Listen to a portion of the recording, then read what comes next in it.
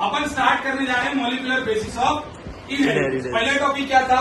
Hospital, bandage, वही सारा बात था। क्या पढ़े थे इसमें? हॉस्पिटल में से बैंडेज मंगाया, उसके अंदर का पस निकाला, पस निकल के काम किस पे करना था? WBC पे। पर करते करते क्या करा? व्हील अल्कलाइन सोल्यूशन डालते क्या हुआ? वो ब्रेक हुआ, न्यूक्लियर प्रेसिपिटेट हुआ, उसको नाम न्यूक्लिन दिया, जिसका नेचर एसिडिक था तो न्यूक्लिक एसिड बोला। फिर झगड़ा चला कि डीएनए या प्रोटीन। डीएनए सिंपल था और स्मॉल था, प्रोटीन बड़ा था, कॉम्प्लेक्स था। तो बोला प्रोटीन जो है वो क्या है? Genetic material. DNA genetic material नहीं है। पर ये कब तक चला? 25 साल तक। 25 साल के बाद बात खत्म। ठीक है, झगड़ा किसके बीच में हुआ था? डीएनए है या प्रोटीन? और झगड़ा कितने साल तक? 25 ईयर्स तक। समझ में आया? हाँ। अब उसके बाद तीसरा टॉपिक था थियरी। जब झगड़े को सॉर्ट आउट करना था तो थियरीज आई। सबसे पहली थियरी कौन सी थी? ग्रिफ्थ की थी। किसकी थी? ग्रिफ्थ की थी। दूसरी किसकी थी? एवरी मैकार्टी और मैक्लियोड। Very good. और तीसरा किसका था? हर्शीज एंड हर्शीज का और चेस बोलो। Chelsea। ठीक है, ग्रिफ्थ में किसको लिया था? Bacteria Streptococcus pneumonia. ठीक है, हाँ। इसमें क्या था? आर स्ट्रेन था और एस स्ट्रेन था। आर मतलब रफ, स्मूथ, म्यूकस की कोटिंग। कोटिंग। इतना याद है सबको? डाला था, आर स्ट्रेन डाला जिंदा, एस स्ट्रेन डाला मर गया। हीट किल्ड, मरना था मगर जिंदा रहना था मगर मर गया। तो बोला कि there is a something that is transferred from S strand to the R strand that converted the R strand into the S strand. That समझा? चलो, एवरी मैकार्टी मैक्लियोड। सबसे पहले सेल को तोड़ा, अंदर जाके छेड़खानी की, फिर बोला नहीं नहीं गलत बात। फिर वापस से प्रोटीएज एक बार डाला, एक बार आरएनए डाला, फिर एक बार डीएनए डाला। समझा? ये कौन था? मैकार्टी और मैक्लियोड। अर्सेल चेज था यूनिवोकल। यूनिवोकल में किसको लिया था? वायरस को। वायरस का नाम क्या? बैक्टीरियोफेज। बैक्टीरियोफेज। और बैक्टीरियोफेज किसको इन्फेक्ट करता? बैक्टीरिया को। रेडियो एक्टिव लिया था सल्फर और फॉस्फोरस। सल्फर रेडियो एक्टिव क्या करेगा? डीएनए या protein? Protein. Sulphur protein. Very good. Phosphorus DNA. डाला, देखा कौन आगे बढ़ रहा है? क्या करवाया था? Infection, blending, centrifugation. ये करवाने के बाद जब देखा तो कौन आगे बढ़ रहा था? डीएनए। वहां से कंफर्म हो गया कौन है genetic material? DNA. Very good. फिर चौथा पॉइंट क्या था अपने पास? DNA packaging. डीएनए पैकेजिंग एक जो अपने को बहुत तकलीफ दिया था, फॉर्मूला था। क्या था formula? Number of base pairs into the distance between 2.2 metre था। याद है? हाँ। एक 360 टर्न लेने के लिए 10 बेस पेयर। 10 बेस पेयर का लेंथ 34 आर्मस्ट्रॉन्ग। एक बेस पेयर का लेंथ 3.4 आर्मस्ट्रॉन्ग। Very good. ठीक है, उसके बाद पैकेजिंग अपन पढ़े थे, ए मान लेते हैं प्रोकैरियोट्स में। किसमें? प्रोकैरियोट्स। प्रोकैरियोट्स वाज इजी, है ना? उसमें क्या हुआ था? सबसे पहले negatively charge DNA. Negatively charge DNA के बाद क्या हुआ? किसमें गया? सर्कुलर में। सर्कुलर के बाद फोल्डेड। फोल्डेड में क्या होता था? ये लूप बनता था, इसको कनेक्टर था। याद है? हाँ। आरएनए कनेक्टर, उसको लूप बनता है, इसको बोलते थे लूप या तो डोमेन। क्या बोलते थे? डोमेन। अब इससे क्या होता था? कॉइलिंग एंड सुपर कॉइलिंग होता। समझ में आया? उसमें पार्शियल कॉइल और पार्शियल कॉइल। समझ में आया? ये किसकी पैकेजिंग थी? प्रोकैरियोट। फिर अपन किसकी पढ़ते हैं? यूकैरियोट। यूकैरियोट में डीएनए चाहिए होता है और साथ में हिस्टोन या नॉन हिस्टोन। हिस्टोन कितने टाइप का अपने पास? चल, उससे पहले देखते हैं हिस्टोन कैसा होता है। पॉजिटिवली चार्ज होता है और क्या होता है? बेसिक। बेसिक क्यों होता है? इसके पास क्या होता है? आर्जिनिन और लाइसिन। Very good. क्या होता है? आर्जिनिन और लाइसिन। ये इसको बेसिक नेचर देता है। अब हिस्टोन कितने टाइप का? 4। H2A, H2B, H2 और H4। हर किसी के कितने मॉलिक्यूल? 2 मॉलिक्यूल। क्या बनाएंगे? Histone octamer. हिस्टोन ऑक्टामर जो होगा कैसा चार्ज होगा? Positively charge. इसके अराउंड में क्या क्रोमोसोम पॉइंट करेगा? डीएनए। Negatively charge DNA. समझ में आया? कितना टर्न लेता है? 1/3/4। कितना न्यूक्लियस का, कितना डीएनए का बेस पर आता है? 200। समझ में आया? ऑयलिंग किया। अच्छा, ये था ऑक्टामर। Histone octamer. उसके अराउंड में जब डीएनए आया तो उसको क्या बोलते हैं? Very good. क्या बोलते हैं? इधर बोलूंगे, इधर लिखूं, क्या बोलेंगे? न्यूक्लियोसोम। न्यूक्लियोसोम जब और एक न्यूक्लियोसोम के अलावा 2 हो गया तो क्या बोलेंगे? क्रोमैटिन। 3 हुआ तब भी क्रोमैटिन, 4 हुआ तब भी क्रोमैटिन। अगर उससे ज्यादा हो गया तो सोलेनॉइड। 6 से ज्यादा हुआ तो क्रोमैटिन फाइबर। ऑलवेज किस स्टेज में? Chromatin fibre. क्रोमोसोम में जाता है कब? Metaphase, very good. सोलेनॉइड का appearance? Coil telephone, coil telephone wire, not the telephone wire, ठीक है, कॉइल। क्रोमैटिन में Beed on lead on sting, very good, ये अपन ने कवर कर लिया, ठीक है। ये थी पैकेजिंग। अब पैकेजिंग के बाद यहाँ पर देखते हैं क्या, पैकेजिंग के बाद क्या था टॉपिक? हाँ, वेरी गुड। यहाँ पे क्या आता है? H1। H1 का काम क्या होता है? ये जो कॉइलिंग हुई है उसको वापस से खुले नहीं, समझ में आया? बाइंडिंग प्रोटीन बोलते हैं। डीएनए रेप्लिकेशन के बाद, पैकेजिंग के बाद क्या आता है? रेप्लिकेशन। क्या आएगा? DNA replication. कौन सा टॉपिक है? अभी 4 के बाद 5 है। डीएनए रेप्लिकेशन में क्या पढ़ेंगे कि एक तो होता है ऑटोकैटालिटिक और एक तो क्या होता है? हेट्रोकैटालिटिक। ऑटोकैटालिटिक जब खुद बनाएगा, हेट्रो जब दूसरे को बनाएगा, तो दूसरों को बनाना इज ट्रांसक्रिप्शन है, ट्रांसलेशन। जब एमआरएनए बनाएगा तब ट्रांसक्रिप्शन, और जब प्रोटीन बनाएगा तब ट्रांसलेशन। उसके बाद अपन स्टार्ट करते हैं रेप्लिकेशन। तो रेप्लिकेशन में अपने को सबसे पहला स्टेप क्या? Activation of, very good, activation of nucleotide. दूसरा ओरिजिन, तीसरा अनवाइंडिंग, चौथा रेप्लिकेशन ऑफ आरएनए। क्या तुम मुझे बता सकते हो इसमें एंजाइम कौन सा था रेप्लिकेशन फॉर्क में? Very good, super helix relaxing enzyme. इधर पे क्या था? SSB। समझ में आया? अब उसके बाद 5वां पॉइंट क्या था अपने पास? Very good, formation of new strand. और फॉर्मेशन ऑफ न्यू स्ट्रैंड के बाद क्या? Leading and lagging. स्ट्रैंड और टेम्पलेट में फर्क था ना? लीडिंग स्ट्रैंड और लीडिंग टेम्पलेट दोनों अलग अलग होते हैं। ये DNA application done, DNA application done, 2 daughter DNA बनके रेडी हो गए। अब इसके बाद आता था क्या? Protein synthesis. क्या आता था? Protein synthesis. प्रोटीन बनाना बॉडी में जरूरी है। क्यों जरूरी है? बहुत सारे काम करता है, एंजाइम, हार्मोन, ये वो, फलाना ढिमाका। फिर उसके बाद इसमें आता है सेंट्रल डोग्मा। सेंट्रल की डीएनए किसे? हाँ, डीएनए से एमआरएनए और एमआरएनए से प्रोटीन। पर कौन आएगा? टैमिन और पार्टिकोल। क्या बोलेंगे? Reverse central. रिवर्स तुमको पता है, एग्जाम्पल क्या होगा? HIV, है ना?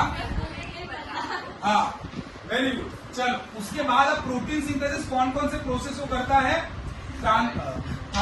ट्रांसक्रिप्शन और ट्रांसलेशन। प्रोटीन सिंथेसिस करने के लिए क्या करना पड़ेगा? ट्रांसक्रिप्शन और ट्रांसलेशन। तो अपन स्टार्ट करते हैं 7th पॉइंट इसके साथ, ट्रांसक्रिप्शन के साथ। अब ट्रांसक्रिप्शन को मैंने बहुत अच्छे से बताया था, 4 बातों में बताना है।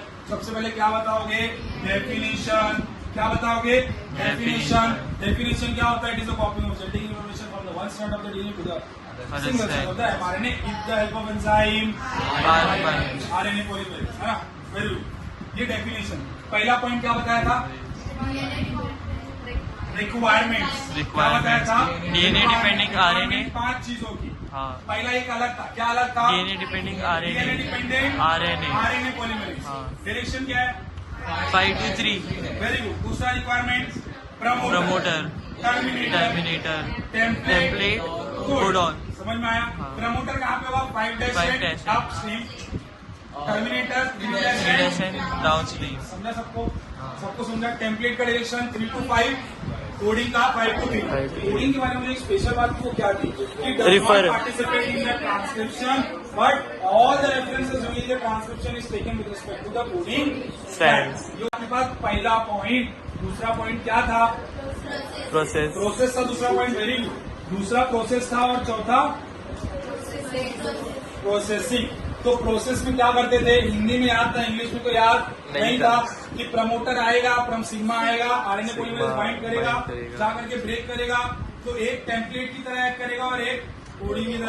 फिर वो दोनों एक्सपोज होंगे न्यूक्लियोप्लाज्म को, कॉम्प्लीमेंट्री आकर के उसमें बाइंड करेगा। कॉम्प्लीमेंट्री बाइंड करने का तो प्रोसीड करेगा। जैसे ही टर्मिनेटर आएगा, एमआरएनए रिलीज हो जाएगा। ये चीज अपन ने बताया था, ठीक है? उसके बाद दूसरे के बाद तीसरा क्या होता है?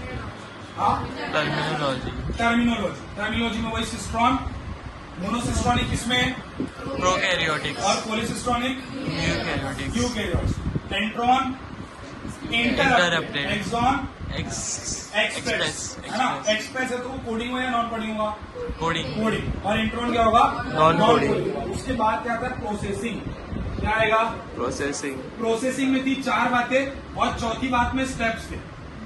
प्रोसेसिंग में 4 बार। पहली बात, प्रोसेसिंग कहाँ पर होता है? यूकैरियोट। दूसरी बात, जो अपने को मिला है वो इमेच्योर है। इमेच्योर क्यों है? उसके अंदर क्या है?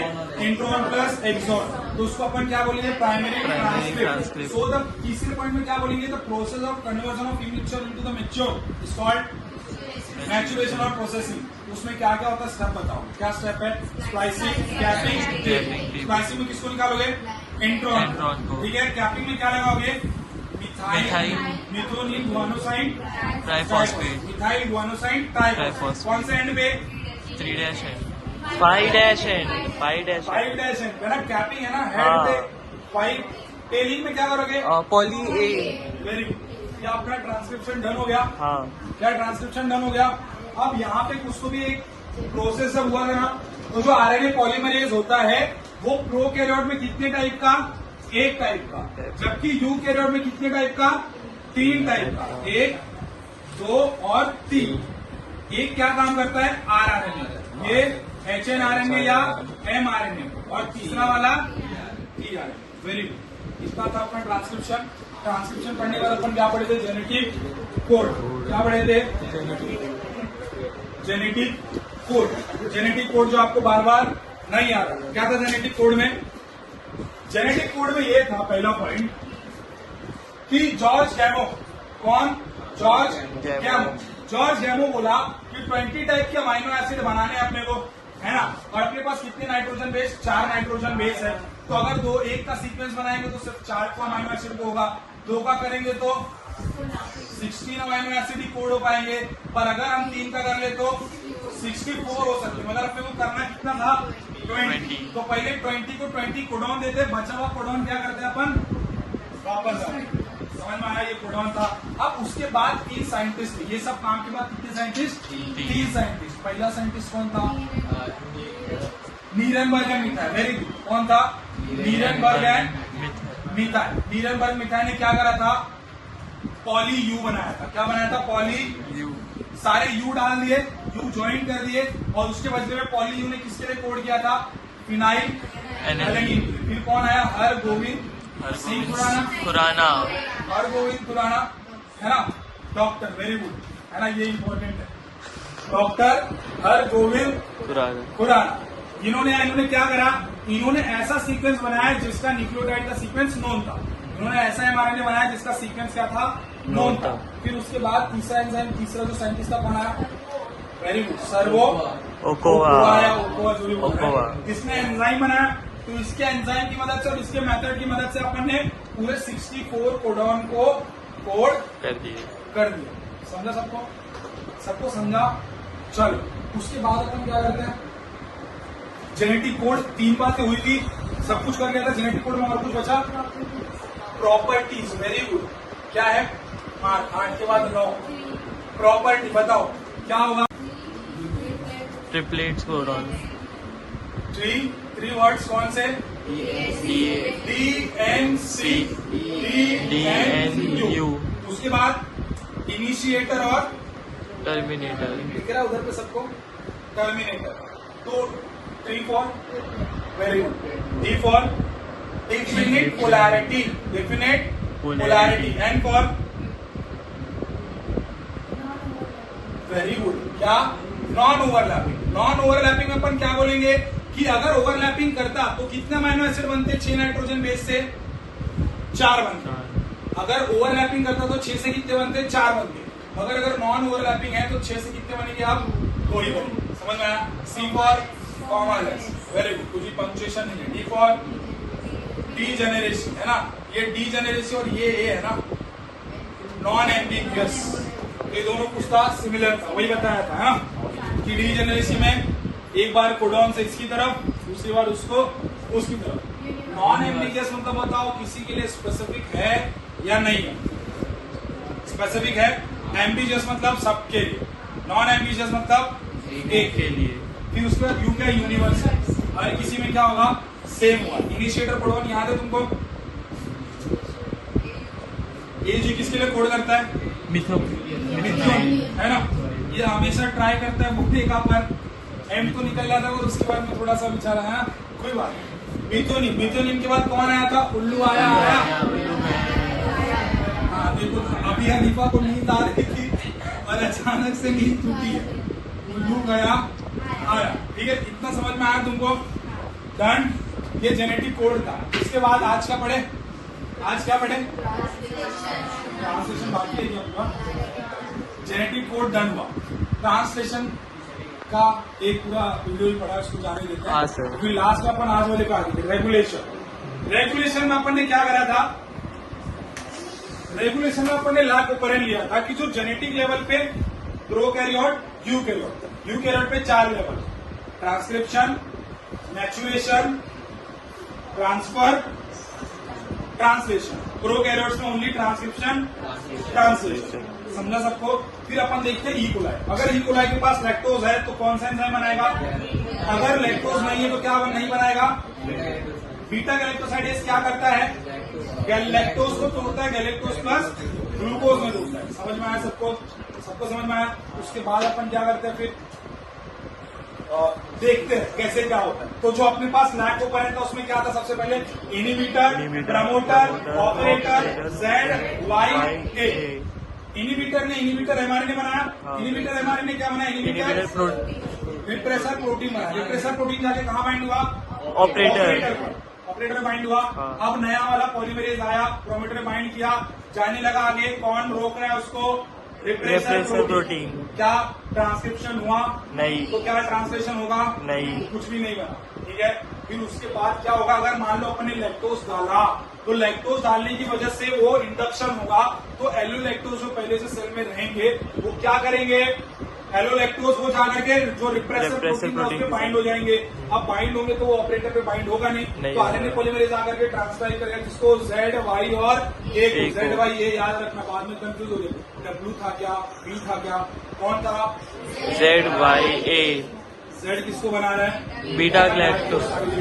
वाई किसको बना रहा है? परमिएज। और ए किसको बना रहा है? Tri acidic trans acidic transacetylase. क्या होगा? चलो, तो इतना समझ में आया तुमको? समझ में आया था।